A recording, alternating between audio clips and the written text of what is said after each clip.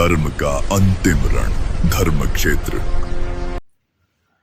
धर्म क्षेत्र चैनल में आप सभी प्रभु प्रेमियों को मेरा प्रेम भरा राधे राधे।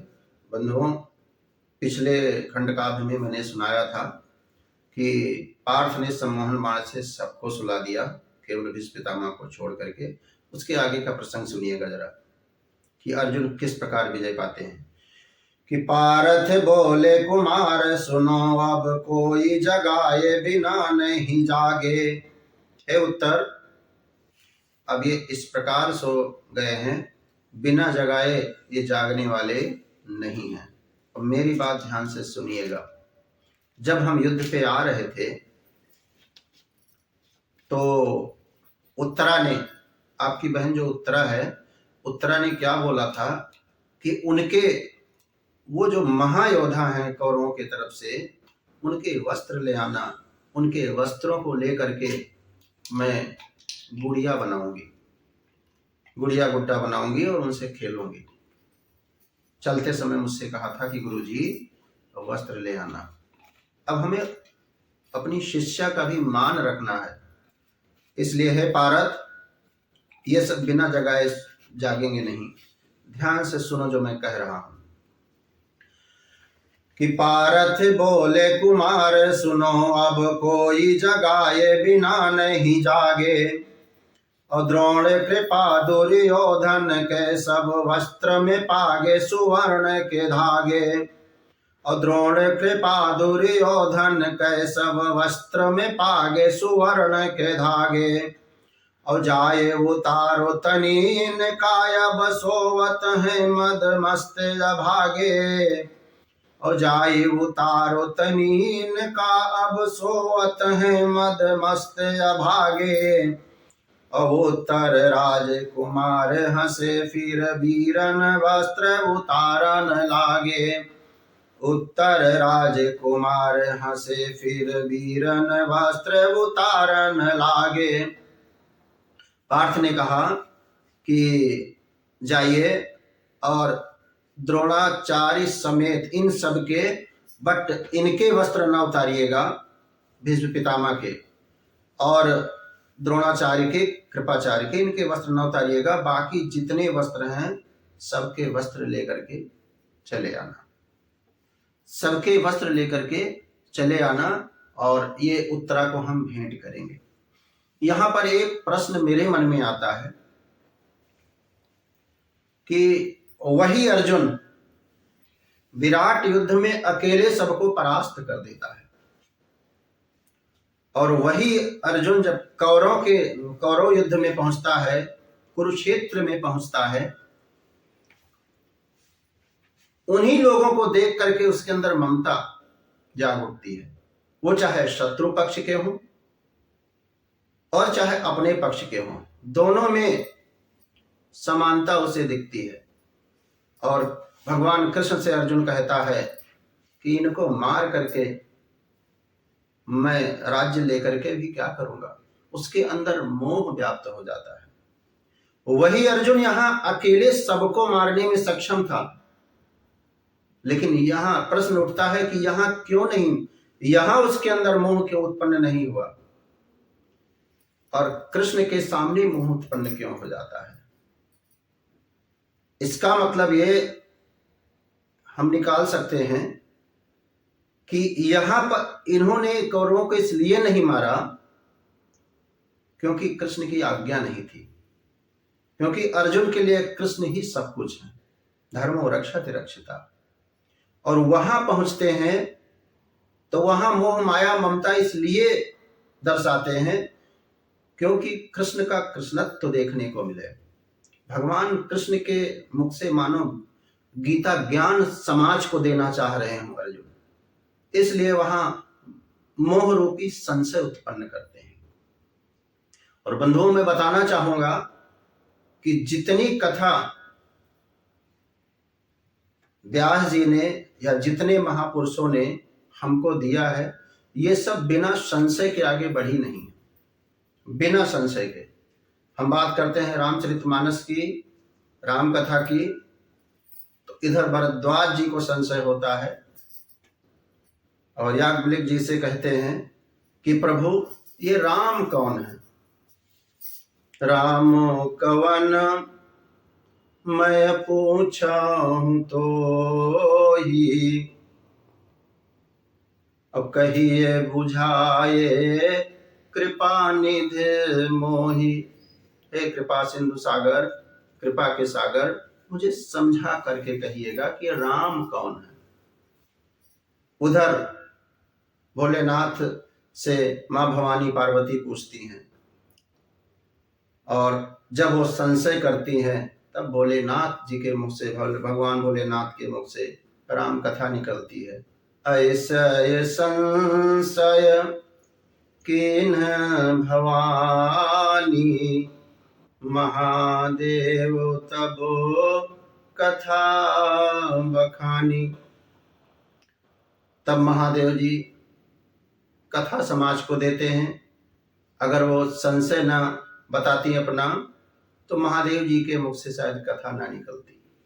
तो ऐसा संशय अच्छा प्रशंसनीय है, जो संशय हमको गीता ज्ञान दे दे और भागवत कथा दे दे, राम कथा दे दे। भागवत कथा भी निकली है। माता पार्वती भोलेनाथ से कहती हैं कि नारद जी जब बीच में माता पार्वती को समझाते हैं तो भोलेनाथ से प्रश्न करती हैं कि आप क्यों नहीं मरते, हम ही बार बार क्यों मरती हैं।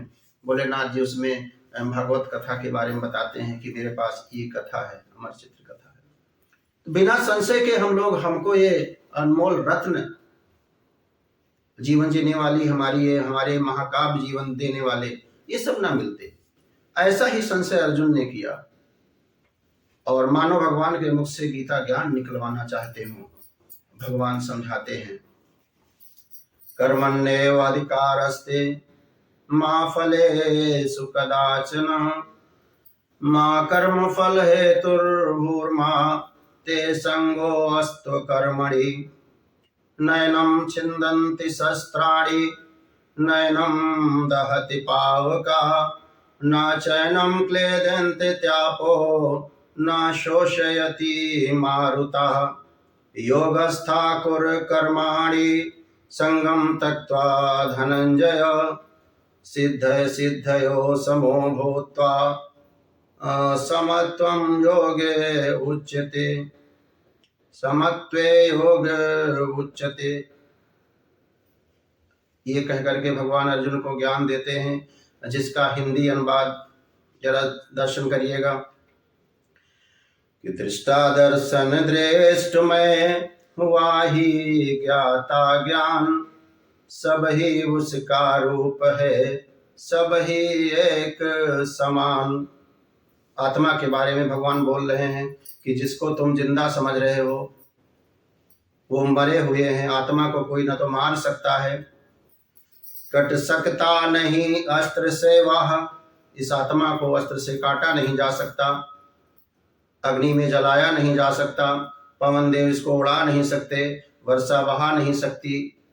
और मैं बात करूं कि जिस तरह शरीर पुराने हो जाते हैं, जिस तरह वस्त्र पुराने होते हैं तो नए वस्त्र शरीर पे आ जाते हैं, वैसे जब शरीर पुराना हो जाता है तो आत्मा इस शरीर को बदलकर नया शरीर धारण कर लेती है। इसको काव्य के माध्यम से जरा सुनिएगा कि कट सकता नहीं अस्त्र से वह, ज्वाला भी जला नहीं सकती, उड़ सकता नहीं पवन द्वारा, वर्षा भी बहा नहीं सकती, इसमें ही विविध शरीर सदा, सब बनते मिटते जाते हैं, और जिस तरह पुराने होने पर वस्त्रादि बदलते जाते हैं।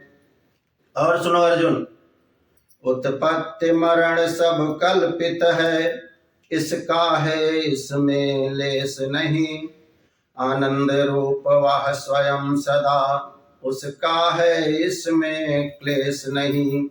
तो तुम्हें करना क्या है? एक ही काम करना है, तुम सच्चे बनो कर्म योगी, निष्काम करो कर्तव्य सदा, निज ज्ञानानल में भस्म करो होतव्य और भवतव्य सदा। अपने अपने कर्मानुसार, हे अर्जुन तुम ना किसी को दुख देने वाले हो, ना सुख देने वाले हो, न मारने जा रहे हो, न चिल्लाने जा रहे हो। को न काहू केर सुख दुख दाता। बाबा तुलसी कहते हैं, को न काहू केर सुख दुख दाता, निज कृत कर्म भोग सुख भ्राता। सब अपने अपने कर्म से सुख दुख भोगते हैं। इसलिए कृष्ण कहते हैं कि अपने अपने कर्मानुसार सब प्राणी सुख दुख भरते हैं। तुम नहीं किसी को मार रहे, नर स्वयं मृत्यु से मरते हैं। अविचल होकर इस जग में समदृष्टि उचित कहलाती है। क्षत्रिय के यहाँ जन्म लेकर कायरता नहीं सुहाती है। सब सोच लिया, सब समझ लिया, तुमको कुछ नहीं सोचना है। जो सोचना है करना है, मुझे कर तुम अन्यथा कर तुम, सर्वशक्तिमान ईश्वरा।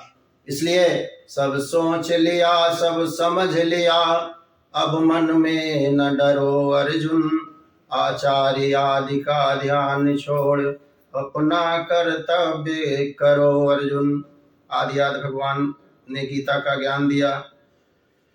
श्री कृष्ण कन्हैया को मैं प्रणाम करता हूँ। और अर्जुन भी वंदनीय इसलिए है क्योंकि भगवान के मुख से, भगवान से सभी लोग प्रश्न थोड़ी कर सकते हैं।